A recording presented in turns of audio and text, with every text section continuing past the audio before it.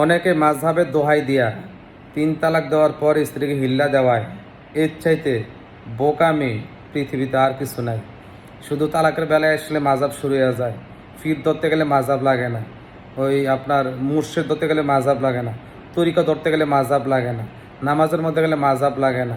মানে যেখানে আমাদের মূল বিষয় সেখানে মাযহাব লাগে না, মাযহাব লাগে শুধু বউরে অন্য জায়গায় হিল্লা দেওয়ার জন্য।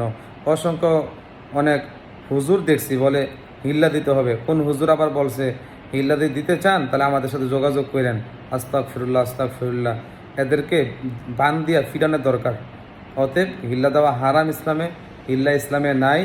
আপনি ৩ তালাক দিয়ে ফেললেও আপনি আপনার স্ত্রীকে নিয়ে সংসার করতে পারবেন। কোরআন হাদিস আলোকে সে ফতুয়া আছে, আপনারা আমাদের সাথে যোগাযোগ করবেন ইনশাল্লাহ। হিল্লা দিতে হবে না, অন্য জায়গায় বিবাহ দিতে হবে না। আমরা লিখিত ফতুয়ার মাধ্যমে প্রয়োজন আপনাকে সমাধান করে দেবো, যাতে আপনার সমাজের মধ্যে উঁচু গলায় কথা বলতে পারেন।